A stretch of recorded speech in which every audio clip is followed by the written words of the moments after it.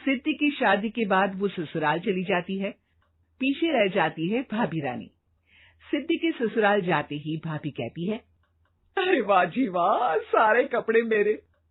हाय रे पैंट, अरे वाह वाह, मजा आ जाएगा।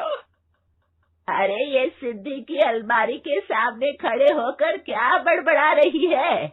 जाकर देख मेहमानों को विदाई की मिठाई मिली कि नहीं। अब हाँ माँ जी, क्यों नहीं, लेकिन पहले कपड़े तो बदल लूं। अब रानी आ जाती है सिद्धि के उन कपड़ों में जो वो ससुराल जाने से पहले घर छोड़ जाती है।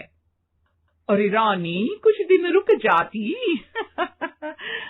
अरे ये तो सिद्धि बिटिया को मैंने ही दिया था, बड़ा ही फबता था उस पर, तुझ पर तो कुछ खास नहीं लग रहा। अब वो ना मेरे सारे कपड़े गीले थे तो सोचा पहन लूं। वैसे भी सिद्धि को कौन सा अभी पुराने आउटडेटेड कपड़ों को पहनना है। वैसे भी ये सूट तो मैंने तभी पहना था, वैसे खास है भी नहीं ये। हाँ ठीक है, लेकिन ना मेरी सिद्धि पर तो जमता था। सारे मेहमान चले जाते हैं और सिद्धि ससुराल से मायके पहली बार आती है। अपना घर, अपना कमरा, अपनी अलमारी। ये बोलकर जैसे ही सिद्धि अलमारी खोलती है तो सामने उसके कपड़ों की जगह कुछ और ही रखा होता है। माँ, जरा कमरे में तो आना। सास और रानी वहां पहुंच जाते हैं। रानी ने पहनी होती है सिद्धि की जींस और टी शर्ट। अरे भाभी, ये क्या? ये तो मेरी बड़ी ही महंगी टी शर्ट है, इसे आपने घर में क्यों पहनी है? अरे बहुत मिलती है दीदी ये चौक की मार्केट में, 150 में।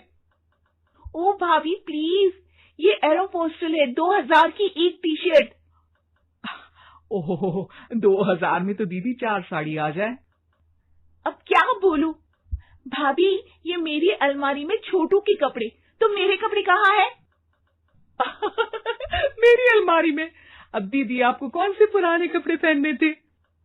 माना भाभी, लेकिन मैं जब घर आती तो यही सब पहनती ना।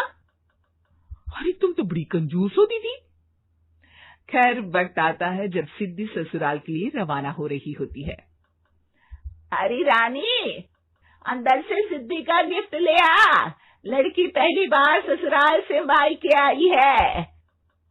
रानी अंदर जाती है और एक सिंपल सी साड़ी लेकर बाहर आ जाती है। ये लीजिए माँ जी। सास बेटी को गिफ्ट देकर ससुराल भेजती है। अगले दिन रानी एक सुंदर सी साड़ी पहनकर सामने आती है।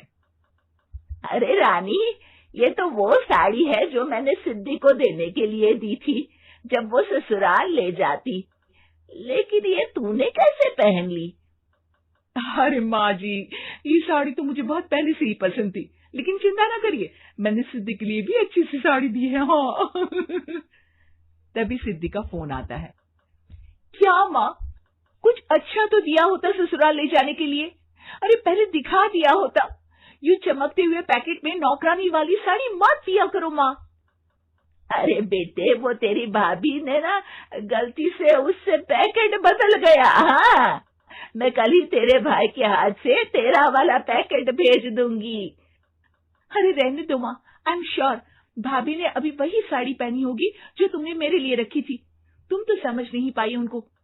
खैर छोड़ो, मैं ज्यादा बोलती अच्छी नहीं लगती, रहने दो, आपको उन्हीं के साथ रहना है, फिर बात करेंगे।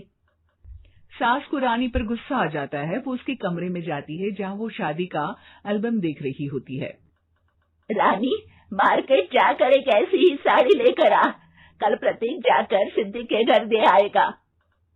अरे क्यों माँ जी, कितनी साड़ी देनी है दीदी को? यहाँ कोई सेल लगी है क्या? अरे चुप कर, मेरे बेटी के हिस्से की साड़ी खुद पहन ली, अब ज्यादा ज्ञान बांट रही है। एक दिन सिद्धि का फोन आता है। माँ, मेरी सास ने आप सबको खाने पर बुलाया है।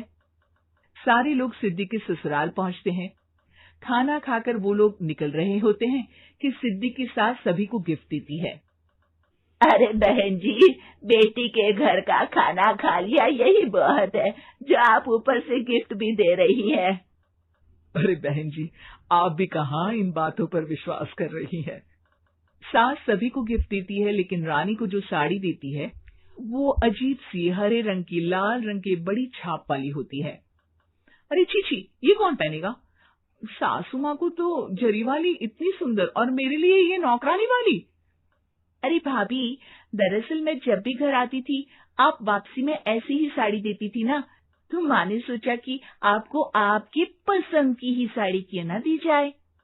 बेचारी रानी, बोलती भी तो क्या।